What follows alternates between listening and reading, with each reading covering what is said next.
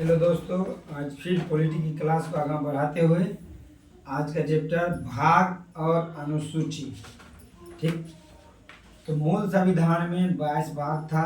अभी वर्तमान में क ख को जोड़कर 25 भाग है।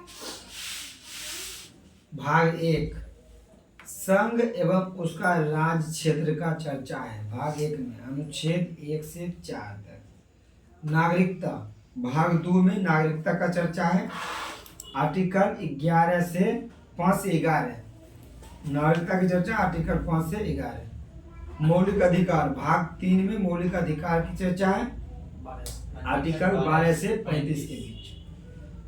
भाग 4 में नीति निर्देशक तत्व की चर्चा है, आर्टिकल 36 से 51। 4 के क में मूल कर्तव्य की चर्चा है, जो 42वां संविधान संशोधन 1976 द्वारा जोड़ा गया, आर्टिकल 51 के क। संघ मतलब केंद्र। संघ की चर्चा भाग 5 में आर्टिकल 52 से 151 के बीच।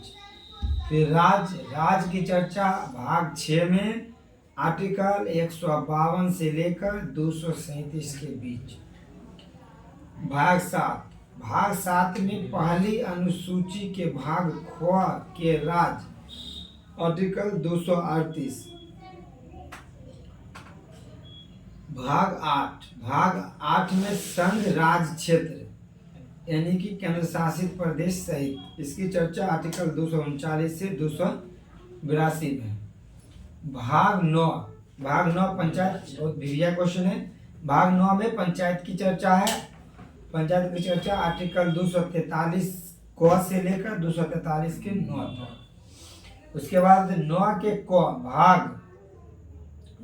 क में नगर पालिका की चर्चा है, जो आर्टिकल 243 के त से लेकर 243 के य तक। उसके बाद भाग 9 के ख सहकारी समिति, इसकी चर्चा आर्टिकल 243 के ज से लेकर 9 तक। भाग 10 में अनुसूचित जाति और जनजाति क्षेत्र के बारे में चर्चा है, आर्टिकल 244 से 244 के क, यानी कि एससी और एसटी की चर्चा 244 अनुच्छेद 244 के क तक। आर्टिकल अधिभाग 11 संघ और राज्य के बीच वित्त संबंध, आर्टिकल 245 से 263 के बीच, इसकी चर्चा है। वित्त संपत्ति भाग 12 में वित्त संपत्ति, समुदाय और वाद की चर्चा है, आर्टिकल 264 से आर्टिकल 300 क। संपत्ति का अधिकार एक मौलिक अधिकार था, जिसको 44वां संविधान संशोधन 1978 द्वारा विधिक कानूनी अधिकार दिया। भाग 13 भारत के राज्य क्षेत्र के भीतर व्यापार, वाणिज्य एवं समागम की चर्चा है, आर्टिकल 301 से 307। फिर इम्पोर्टेंट हो जाता है भाग 14 संघ एवं राज्य के बीच अधीन सेवाएं, पुलिस है। तो भारत संघ एवं राज्य के बीच अधीन सेवाएं, आर्टिकल 308 से 323। इसी बीच में यूपीएससी की भी चर्चा सेवाएं। फिर भाग 14 के क अधिकरण, यानी आर्टिकल 323 के क से आर्टिकल 323 की क। फिर इम्पोर्टेंट होता है निर्वाचन आयोग की चर्चा किस भाग में है? भाग 15 आर्टिकल 324 से लेकर 329 के बीच। भाग 16 कुछ वर्गों के संबंध में विशेष उपबंध, यानी आर्टिकल 330 से 342, जैसे कि एसटी एससी है तो उसको विशेष छूट, यानी भाग 16 में। भाग 17 ये भी बहुत भिविया हो जाता है। भाग 17 राजभाषा, जैसे हिंदी है भारत की राजभाषा है, न कि राष्ट्रभाषा। इसकी चर्चा आर्टिकल 343 से 351 के बीच। फिर आपात उपबंध की चर्चा आर्टिकल 352 से 360। आपात उपबंध भारत में 3 तरह के, आपातकाल, राष्ट्रपति शासन और विधि आपातकाल। 352 राष्ट्रपति शासन 356, वित्तीय आपातकाल 360। अभी तक वित्तीय आपातकाल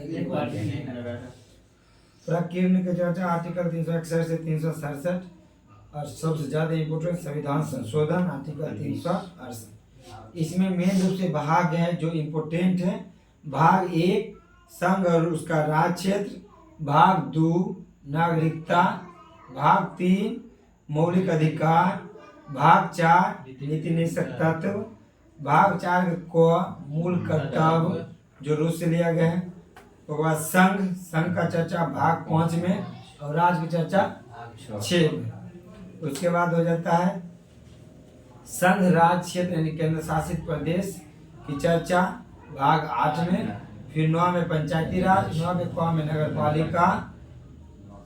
फिर आ जाता है अनुसूचित जाति और जनजाति 10।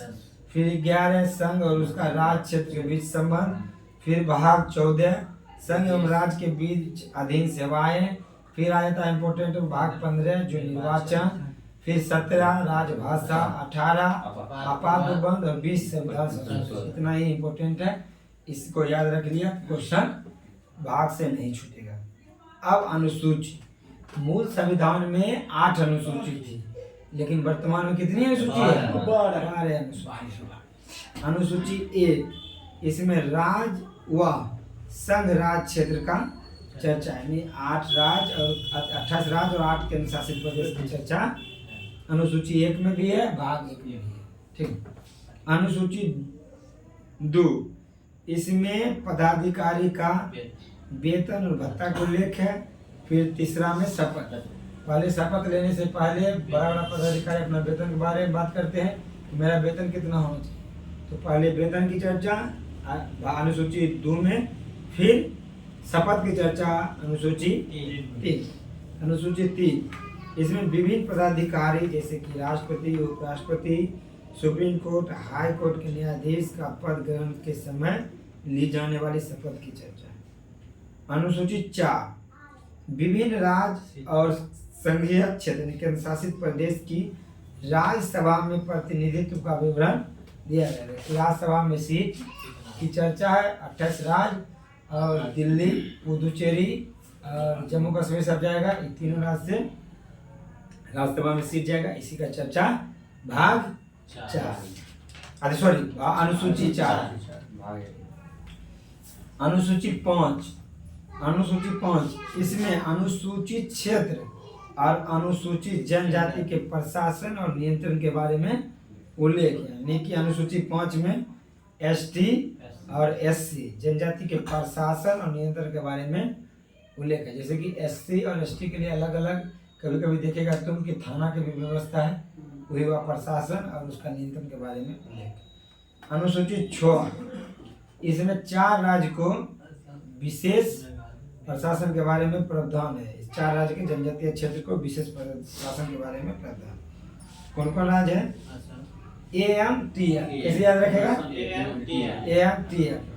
A से असम, M से मेघालय, T से त्रिपुरा और M से मिजोरम। ATM से पैसा निकालते हैं मनी, यहाँ पे ATM पर चर्चा नहीं है। आया क्या है?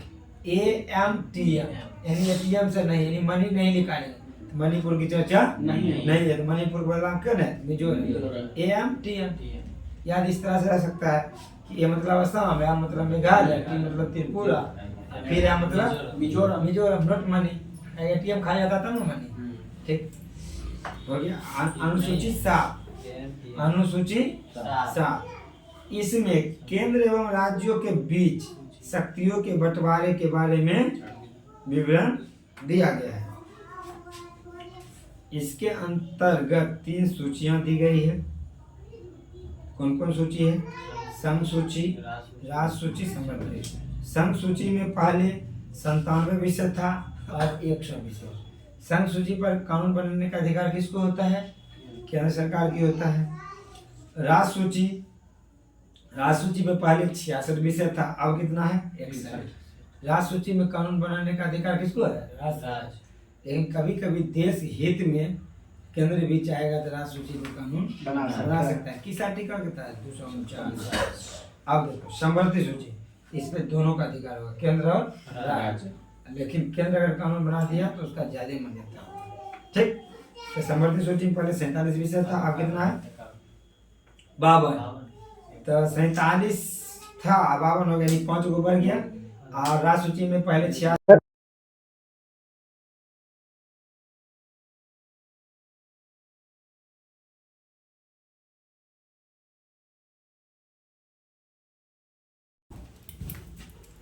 8